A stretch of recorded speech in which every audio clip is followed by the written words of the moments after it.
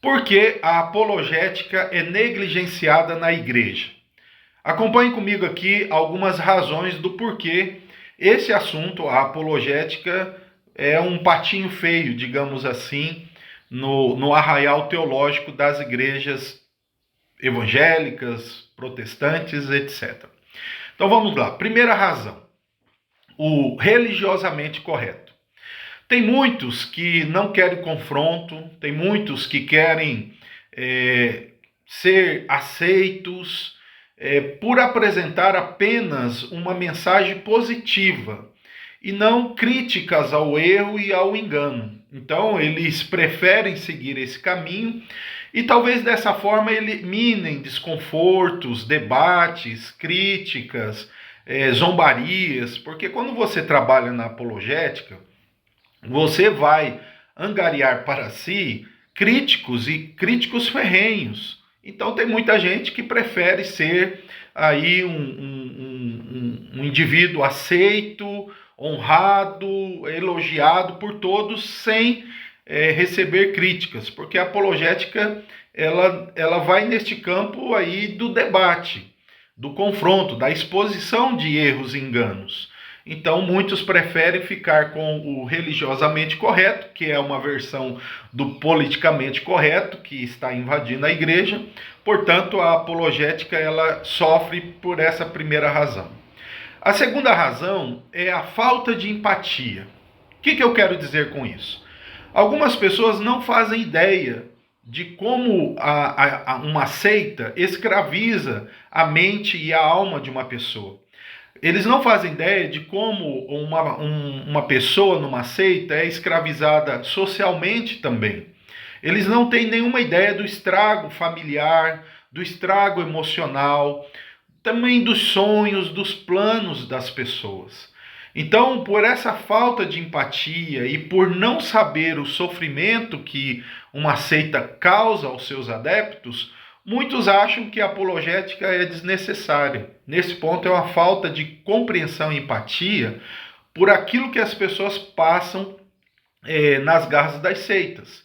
Tem muitas pessoas que sofrem temores porque os ensinos falsos escravizam a sua mente e a sua vida e a sua família e o seu social de tal ponto que essa pessoa sofre horrores, terrores infernais na alma por causa dos ensinos falsos.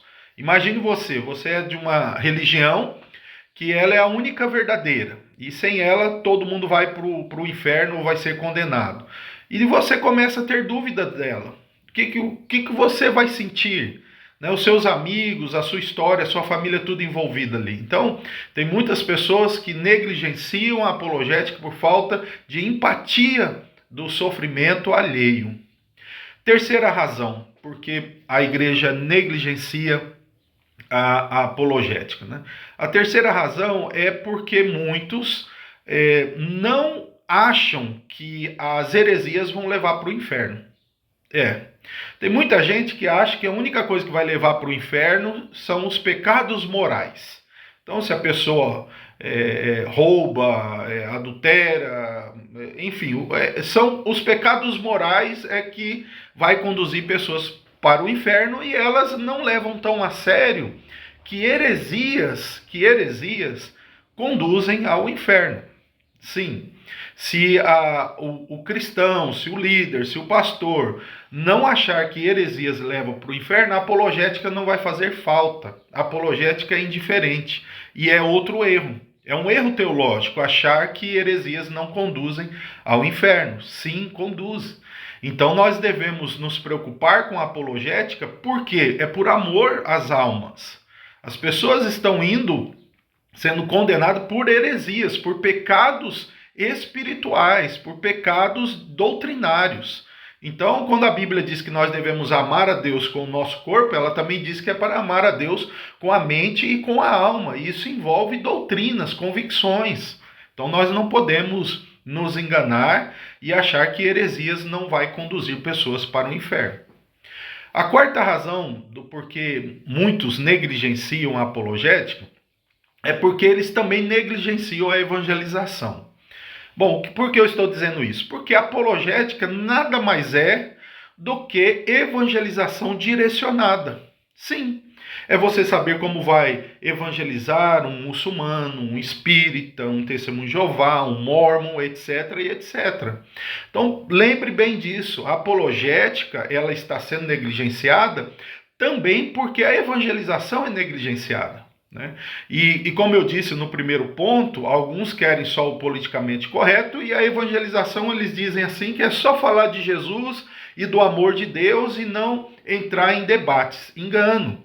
O próprio Judas, ao escrever a sua carta, nos versículos 3 e 4, ele diz que estava pensando em falar sobre a comum salvação, mas ele notou que havia uma necessidade de batalhar pela fé, tanto porque muitos estavam se desviando moralmente e distorcendo e negando o único soberano Senhor. Então nós devemos encarar a apologética como evangelização, sim, como evangelização. E eu quero aqui acrescentar uma quinta e última razão. A apologética envolve também uma dedicação ao estudo de ensinos falsos. E hoje nós vivemos numa era em que o que faz a cabeça de muitos são os chamados vídeos curtos, né? Papinha, vamos dizer aí, comida de micro-ondas, né? Um miojo, um fast food. Então, assim, as pessoas quando precisam, primeiro, conhecer bem as doutrinas cristãs ortodoxas, para depois estudar bem as heresias e os falsos ensinos daquele grupo que talvez você se interesse mais, isso demanda tempo, isso demanda anos, não é uma aulinha ou um vídeo curto que você vai aprender as coisas, não. Então você vai ter que estudar bem as doutrinas cristãs, se aprofundar, conhecer bem, depois se aprofundar bem nos ensinos falsos, para que você possa ter argumentos não só de defesa, como também de evangelismo, também para defender a igreja, para ajudar irmãos novos na fé a se defenderem contra os ataques proselitistas das seitas. Então tem muitas pessoas que acham que isso não tem importância, mas a verdade é que a apologética também é negligenciada porque as pessoas não querem estudar. As pessoas preferem assuntos mais light e que eles façam uma observação superficial e rasa das coisas e sigam a sua vida, tá? Então essas são as razões que eu acredito serem o porquê a igreja evangélica, hoje no Brasil, negligencia a apologética. Que Deus continue levantando homens e mulheres cristãos dispostos a continuar a batalhar pela fé que de uma vez por todas foi entregue aos santos, como diz Judas, versículos 3 e 4, na palavra de Deus.